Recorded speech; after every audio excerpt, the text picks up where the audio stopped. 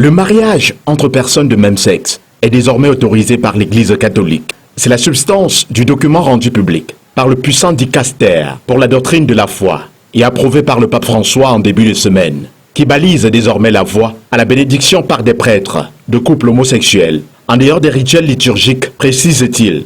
Une première sur cette question qui cristallise les tensions au sein de la communauté chrétienne catholique. L'être humain est arrivé à un stade où, je dirais, il ne sait plus quoi faire ou comment faire pour mettre Dieu en colère. Parce que Dieu a créé l'homme et la femme pour faire un couple et de là procréer, pour avoir des enfants. Déjà, voilà un premier point. Et le fait que un homme et un homme se mettent ensemble, ou une femme et une autre femme se mettent ensemble pour faire un couple, déjà ça a un impact sur la procréation. Cette information de par moi est impensable, c'est même faux.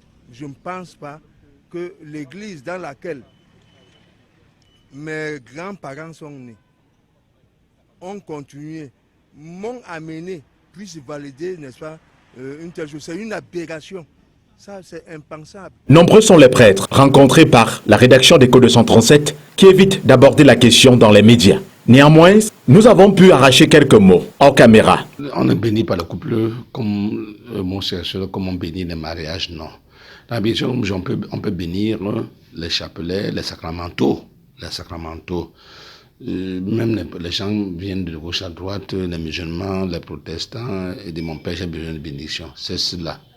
Ce n'est pas une bénédiction sacramentelle, c'est une bénédiction sacramentaux. C'est-à-dire, les gens ont besoin de bénédictions simples, mais en tant que tel, où les gens prennent des sacrements, prennent des vœux, non, c'est pas ça, c'est pas cette autorisation. On leur souhaiter de bonnes chances pour la conversion, pour que le Seigneur touche leur cœur et qu'ils puissent devenir normaux, pour ne pas dire qu'ils puissent bien réfléchir selon l'enseignement de l'Église. Mon père, est-ce que vous ne pensez pas que ce message-là va prêter à confusion, je te dis, dans l'esprit du chrétien? C'est possible que ça prête à confusion, parce que c'est pas tout le monde qui est informé comme nous sommes informés. C'est pas tout le monde qui est instruit comme tout le monde est instruit. Donc il faut avoir un certain niveau de faire la différence entre une bénédiction simple et une bénédiction sacramentelle. Il faut avoir les instructions. C'est pour ça que nous avons besoin de plus de Dieu, a besoin de la catéchèse, a besoin d'être instruit, a besoin d'éducation. Donc nous, les prêtres, les ouvriers apostoliques, nous avons le besoin, le devoir de bien expliquer ça aux gens de façon concrète. Mais en tant que tel, l'Église catholique ne change pas son enseignement dans ce qu'on appelle le sacrement de mariage et dans ces sacrements en général. Mais mon père, c'est depuis la sortie, je vais dire depuis ce message, il faut dire que les médias interprètent cela différemment. Oui, c'est vrai que les médias peuvent interpréter ça différemment. Il y a des lobbies, il y a des gens qui sont à l'ombre, qui se tapent à l'ombre pour dénigrer l'Église, pour ne pas dire faire descendre l'Église. Et c'est vrai. Il y a des gens qui sont toujours aux aguets pour mal interpréter le message, ou bien des prêtres, ou bien des évêques. Donc, il y a toujours des interprétations et les médias sont contrôlés par qui? Par certaines personnes, d'une façon ou d'une autre, par des gens que je peux appeler les antichristes. Donc, nous voulons dire que cette interprétation doit être fondée dans ce qu'on appelle la catéchèse, la doctrine de l'Église, c'est-à-dire être capable d'interpréter ça selon la volonté de Dieu et selon la parole de Dieu. Mon père s'attendait à ce que l'Église, le Vatican, par son canal de communication, c'est-à-dire ses médias de communication, puisse faire une sortie pour davantage rassurer les fidèles chrétiens, mais c'est ce qui n'est pas encore fait.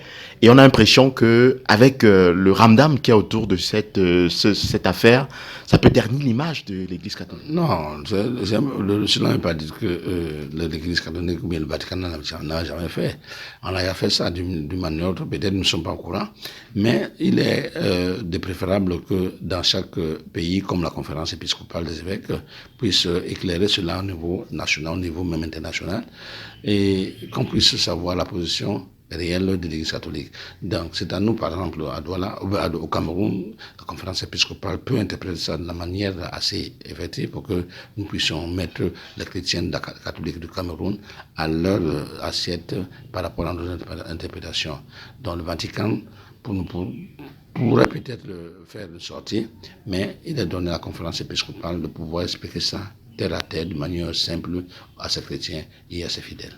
Puisque nous sommes au Cameroun, mon père, on attendait à ce que le clergé également du Cameroun puisse faire une sortie. Oui, soyez patient, ça viendra. Soyez patient. Et je connais bien parce que j'ai été secrétaire général de la conférence épiscopale, je connais ce que c'est. Et soyez patient, ça viendra. Mon père, un des messages à l'endroit de tous ces chrétiens-là qui interprètent mal ce message depuis lundi.